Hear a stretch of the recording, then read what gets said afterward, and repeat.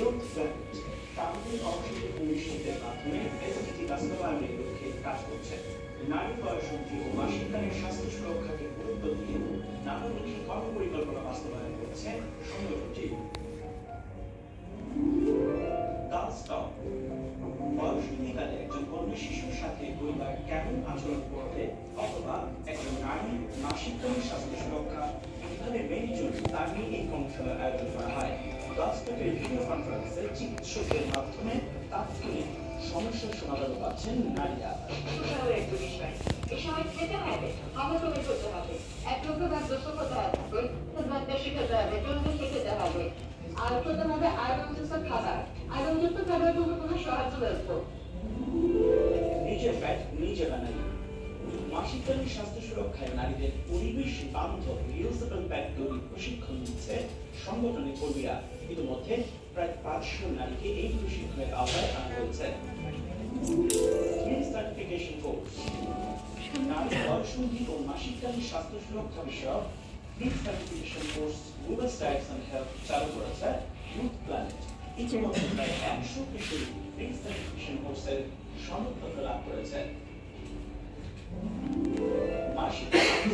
উন্মুক্ত শুধু নারী নয় বরং পুরুষদেরও জানতে হবে প্রজনন স্বাস্থ্য সম্পর্কে। এই কর্মশালাটি আয়োজন করা হয় কিশোর ও পুরুষদের নিয়ে।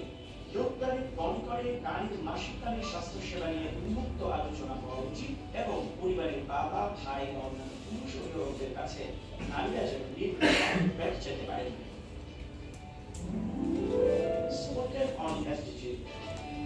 শিক্ষা প্রতিষ্ঠানে নারী অধিকার প্রতিষ্ঠায় জাতীয় মানসিক জাগরণ শিক্ষা কর্মশালা আয়োজন করছে ইউথ প্ল্যানেট।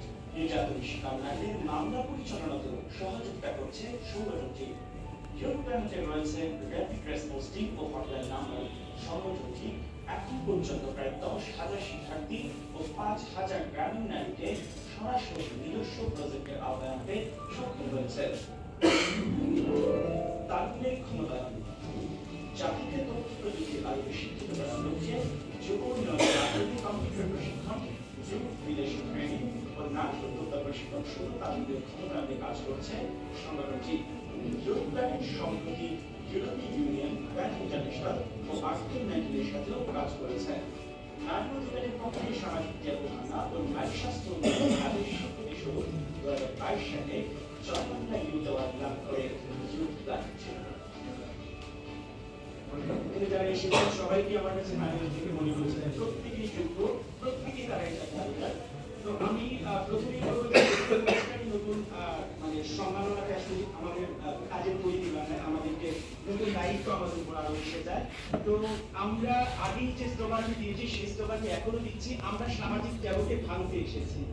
আমরা জানতে চাই যে নারীর যে মাসিক সেটা কোনো রোগ নয়, এটি একটি স্বাভাবিক প্রক্রিয়া এবং এটি নিয়ে উন্মুক্ত আলোচনা হওয়া প্রয়োজন।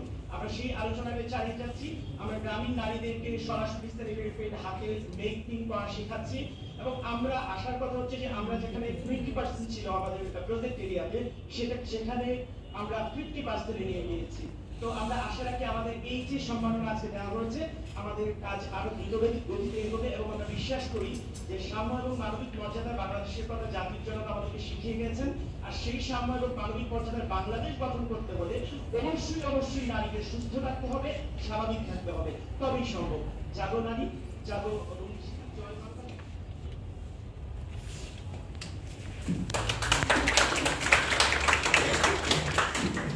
আমরা ইউথ প্ল্যানেটের সার্বিক কার্যক্রমের উপরে একটা ভিডিও প্রেজেন্টেশন দেখলাম। এবারে আমরা আমাদের যে সম্প্রতি যে জরিপটি হয়েছে সেই জরিপের ফলাফলের একটি প্রেজেন্টেশন দেখানোর জন্য অনুরোধ করব ইউথ প্ল্যানেটের প্রতিষ্ঠাতা এবিএম মাহমুদুল হাসানকে।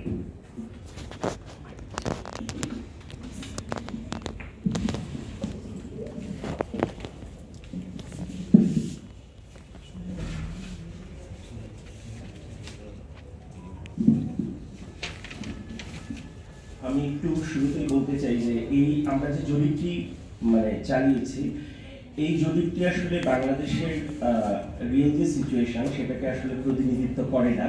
এর কারণটি হচ্ছে আমরা 3 বছর এই প্রজেক্টটি নিয়ে কাজ করেছি এবং এই কাজের পরবর্তী জরিপ এটি।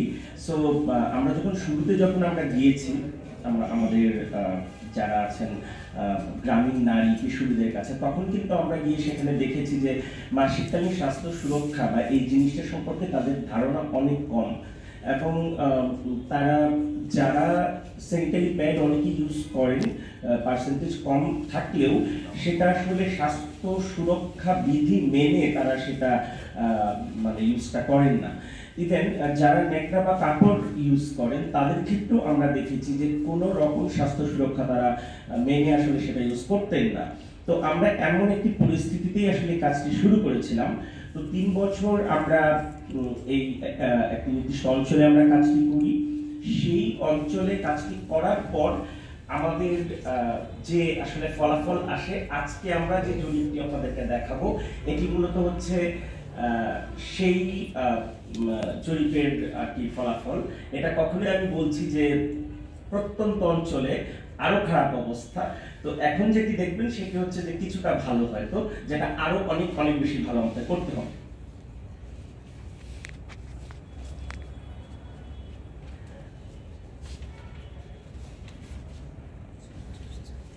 আমরা হচ্ছে গবেষণা এলাকা এবং গবেষণার ধরন, সেখানে হচ্ছে জরিপ অঞ্চল আমরা বলেছি যে পূর্ব দলিল্লা, সেটি হচ্ছে নান্দাইল উপজেলার ময়মনসিংহ জেলায় অবস্থিত। বয়স ভিত্তিক আমরা একটি ভাগ করেছি আমাদের এই পুরো জরিপে। 9 থেকে 18 বছর, 18 থেকে 30 এবং 30 ঊর্ধ্ব নারীরা এই জরিপে অংশ নিয়েছেন। আর জরিপে অংশগ্রহণকারী মোট সংখ্যাটি হচ্ছে 975 জন। গবেষণার ধরন হিসেবে এটি মাঠ পর্যায়ের জরিপ, যেখানে আপনার আমাদের ডোর টু ডোর আমাদের আসলে যাওয়া হয়েছে এই 975 জনের কাছে, এবং পূর্ব নির্ধারিত প্রশ্ন ফর্ম ছিল। আর প্রত্যক্ষ জরিপের মাধ্যমে আসলে আমরা এই জরিপটি পরিচালিত করেছি। আমাদের এই জরিপে বেশ কিছু ফাইন্ডিংস এসেছে, যেমন আমরা দেখেছি যে মাসিককালীন সময়ে এখন ওই 975 জনের মধ্যে স্যানিটারি প্যাড ব্যবহার করছেন 50.9%, ন্যাকড়া বা পুরাতন কাপড় 57.85%। এখানে 100 বেশি হয়, এই কারণটা বলছি। অনেকে ডাবল ইউজ করেন, কখনো ন্যাকড়া কাপড় ইউজ করছেন আবার স্যানিটারি প্যাডও তারা ইউজ করছেন। সেই সংখ্যাটা 7 থেকে 8% এর মতো আর কি, যারা উভয়টা ইউজ করেন।